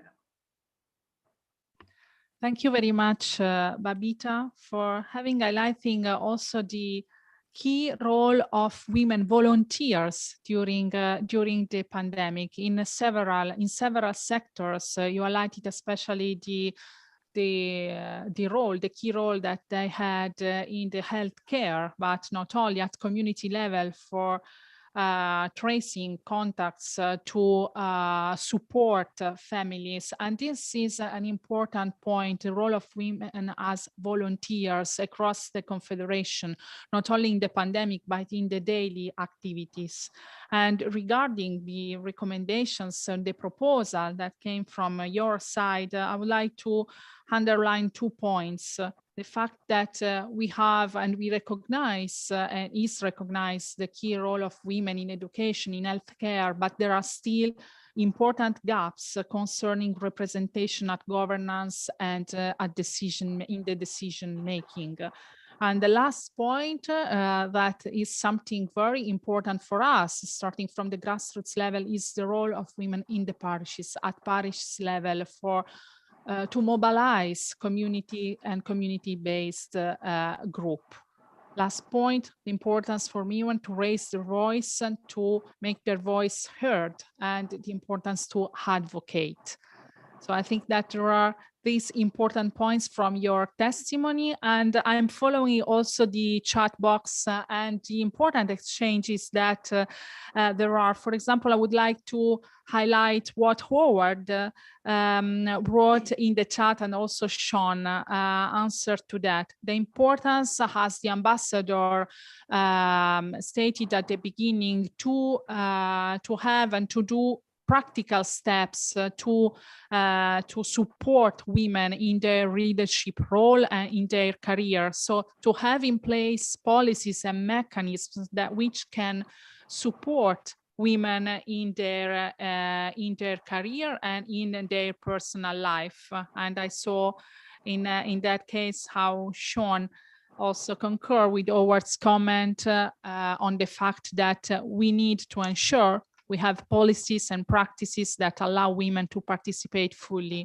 in the life of Caritas. Now we are going towards the conclusion. We are on time and going to the conclusion and giving the floor to Patricia Adel Felicite, who is one of the women elected in the Representative Council. I would like to thank Patricia and Marta and Rita Hayem from Caritas Lebanon, who worked together with me, with the CI General Secretariat team, to develop this initiative since the first brainstorming until the concrete realization and identification of the panelists, of the key topics of this webinar. So from my side, a deep thank to Rita, Marta, and Patricia Del. This is a starting point, but I think this important moment of sharing. So on this point, I will give the floor to Patricia as women representative in the Representative Council of Caritas Internationalis to share some of her reflections about these webinars and the way forward. Patricia, the floor is yours. Merci Moira. Bon après-midi, bonjour, bonsoir à travers le monde. Je suis contente d'avoir pu cheminer avec vous pendant ces 4 dernières semaines. Et je ne sais pas si vous m'entendez bien. Et ça a été la découverte du travail fabuleux fait par la Confédération sur le terrain et de voir autant de femmes en première ligne et surtout de rencontrer d'autres collègues en poste de responsabilité. Les témoignages partagés ont été très édifiants et me donnent beaucoup d'espoir pour faire changer les choses dans notre confédération et dans l'Église. Pendant ces 12 dernières années, est-ce que vous m'entendez? Est-ce que le son est correct? On t'entend, mais le volume est très bas. Donc, c'est pour les interprètes surtout qu'ils ont des problèmes à t'entendre bien. Donc, si tu as un micro, ce serait mieux de l'utiliser ou bien augmenter un peu le volume. Merci. Okay. Alors, je disais que pendant ces 12 dernières semaines, j'ai beaucoup entendu parler de la place, durant ces 12 dernières années que moi, je suis dans la Confédération, surtout aux réunions de décision de gouvernance, j'ai beaucoup entendu parler de la Confédération. Mais je n'ai pas vu de grandes avancées dans la réalité, surtout au moment de prendre des décisions concrètes, comme nommer dans les instances de gouvernance, comme les commissions régionaux ou le représentatif, ou même dans les fonctions de coordination au niveau des ou à la direction des Caritas nationaux diocésains. Maria vient nous donner là comment ça se passe et c'est ainsi dans beaucoup de nos Caritas parce que effectivement c'est les prêtres qui sont en poste de responsabilité, mais c'est notre réalité, mais c'est à nous de changer des choses. Cependant, ce que je dois dire aussi, c'est qu'aux dernières assemblées, les membres ont voté un plan stratégique dont un des points se décline comme suit. Accroître l'efficacité de la Confédération de Caritas.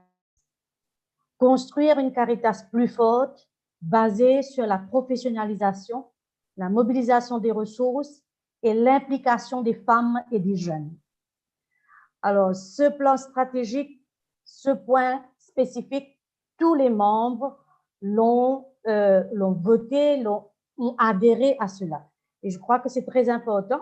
Et de ce fait, le Conseil en place a élu 2 représentantes de femmes depuis 2020 sur le Conseil. Alors, Martha et moi, nous confirmons et nous renouvelons notre engagement dans les organes de gouvernance pour que ce thème comme une priorité et continuer à travailler concrètement à des progrès de notre confédération. L'expérience que nous venons de vivre pendant ce mois de mars, semaine après semaine, nous avons reçu une feuille, je dois dire, et j'espère que chacun de vous, tous ces intervenants qui ont intervenu ces 4 dernières semaines, ont déjà envoyé à Moira où nous ferons avoir vos propositions. Aujourd'hui, j'ai entendu des propositions concrètes, terre à terre, qu'on peut travailler. Et on va voir cela comme une vraie feuille de route pour continuer notre mission. Les richesses des expériences que nous avons de la Confédération, beaucoup ont fait allusion à cela. Les leçons que nous avons apprises en 2019, les défis présents et les défis futurs, ont soulevé l'importance de mettre en valeur certaines bonnes pratiques et de les partager dans le réseau.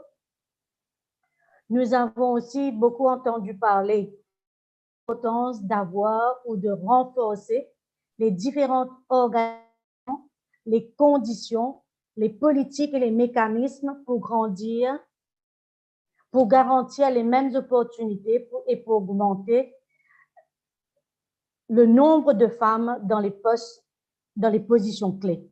Babita en a redit encore dans sa proposition. Et je crois que tout le monde, là où on est, tous ceux qui sont aujourd'hui engagés, voudraient voir qu'il y ait plus de femmes et que les politiques et toutes les conditions soient réunies pour que notre confédération devienne une confédération plus forte, plus professionnelle et qu'on puisse vraiment répondre aux besoins des familles que nous servons, de nos frères que nous... Et beaucoup aussi ont soulevé de créer une plateforme où on se soutient les uns les autres. Les ressources sont différentes, nous venons de différents horizons, mais nous pouvons ensemble apprendre les uns des autres.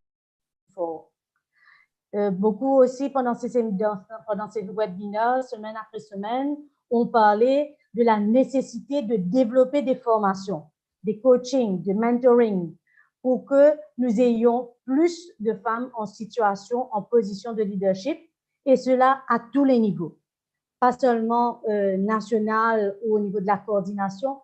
Sean a vraiment partagé son expérience, comment sur le terrain ça se passe, et ça se passe dans toutes nos paroisses à travers le monde.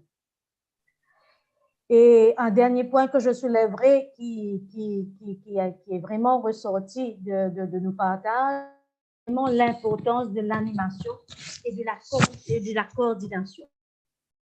Comme j'ai dit, depuis la base et dans tous nos niveaux de structure. Un troisième point que ces échanges nous a permis de voir aussi, c'est que la question des femmes est un thème sur lequel travaillent ensemble les hommes et les femmes. Et notre rôle comme vos représentantes au REPCO, faire un rapport régulier et suivre de près ce travail avec nos autres confrères. Et bien sûr, avec le support du secrétariat Internationalis. Et donc, c'est important d'avoir une démarche déterminée. Caritas, c'est nous, et de make things happen. Chacun de nous, là où nous sommes. C'est à nous de walk the talk, comme on dit, parce que personne ne le fera à notre place.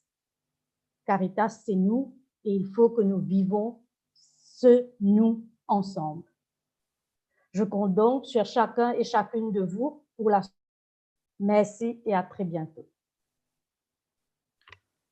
Merci beaucoup, Patricia. pour avoir souligné un peu les points les plus importants que nous avons entendus pendant ces 4 webinaires et aussi pour avoir ouvert des perspectives futures pour l'avenir très proche. On a de la route à faire, mais on est bien déterminé à se mettre sur la route, à cheminer ensemble sur ces points. Et en remerciant tous ceux qui, tous les participants et les collègues, les présidents, les directeurs d'organisations qui ont accepté d'intervenir cet après-midi, Sean, Natalia, Marcela, Maria, Babita, Patricia, Marta, qui est aussi présent cet après-midi, et Rita. Je voudrais donner la parole à Aloysius John, notre secrétaire général, pour les conclusions de cette initiative, tout en espérant qu'il y en aura d'autres dans l'avenir très proche. Aloysius. Merci, Moira. So thank you very much, Moira, for your conclusion. So I have to do the conclusion of the conclusion. This is also an easy role to play. You know, the month of March is a month of hope because springtime, flowers are coming up and there is fragrance. And we are also on the eve of Easter, which is also a time of hope of resurrection. And at this time of COVID-19, this gives us really a certain amount of momentum to move forward. These 4 webinars also has given us lots of insights. They have brought to evidence a wide range of realities related to women's role and place in the society. Your intervention, ladies, and your sharings, and of course, Sean also has shared, have brought to evidence the prime role of women who want equal treatment. Pope Francis, in his recent book, said, women must become heart of the institutional, social, and political process. At the same time, what Pope Francis says is also a question for us, how we are going to make this a reality in the Confederation. Women participation is no more a question of option or favor granted, but a legitimate place in equality with the male counterparts. And I think Patricia has brought it very clearly. But you, ladies, you also will have to take your responsibility in order to make this happen. And women's role is no more a question of exotism, saying we'll have 2 or 3 women in the board or whatever, but a fundamental right, fundamental equal right. The different reflections brings us to ask the question, how we are going to make this happen. As Patricia said, are we going to say, like a refrain, as we say in French, that is going to happen, 2 women, 3 women, or are we going to make this, make the women take the legitimate role and play their mission in the Confederation as equal participants in the mission of Caritas? Now, the future challenge for us is threefold. First of all, how to ensure the continuity of this reflection in the grassroots, and also at this level, how do we become creative at the global level in order to recognize the prime role of women and also keep the fire burning. We may forget it, if not, and wait for the next March to do the same thing. But in between, what do we do? Secondly, how to be innovative in promoting women's role at all levels in CI and what capacity building? Thirdly, how to promote and coordinate women's formation through peer learning. How do we facilitate this? And this is the prime role of the General Secretariat. In the coming months, a certain number of key activities will have to happen in order to address these challenges. First of all, a women desk is created, and there will be a person who has been hired. This person will act as a focal point, and she will coordinate, facilitate all the activities related to women's promotion, along with our 2 ladies representative of women in the governance. They need to form a team. There will also be a special focus on women's empowerment and their capacity strengthening, and this will be one of the mandates which this person will be having. I would also like to tell you that I want to ensure that the Women's Committee will be formed. We need to form this. I will discuss with Martha Skredeberg and Patricia Adele soon, along with Moira, to see how we can reflect and coordinate the different activities happening at the global level so that this women's participation is ensured, women's capacity building is ensured, and also the peer learning is happening. And lastly, one thing which I liked very much in Sean's presentation was, how do we empower men to respect and recognize women as equal counterpart? There's a long way to go. How do we do that? And lastly, we will consolidate the different contributions which you have made and share them with you in order to keep this moving and see how we achieve results. Because if not, we may forget it. We can come back next year, we can start the same thing, and this should not happen. So we should continue, keep the fire burning, keep the momentum going. I would like to conclude now thanking Moira for her efficient facilitation and animation of the meeting. I would like to thank Cardinal Murphy, who participated. This was his baptism, I would say, baptism of fire, and he was there for the 2 or 3 meetings. Thank you, Cardinal Murphy. I would like to thank Mr. Gabriel Hatti, who has been representing Mona region and has been with us during all the webinars.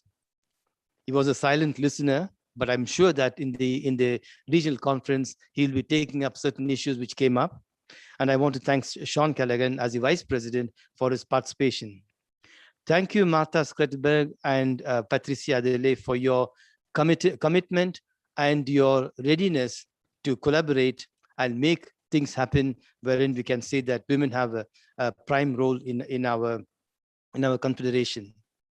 I would like to thank you all ladies for your contributions, for your participation, and also your enthusiastic listening. I think time has come, things must change, and I'm sure we'll make this change happen. Thank you very much.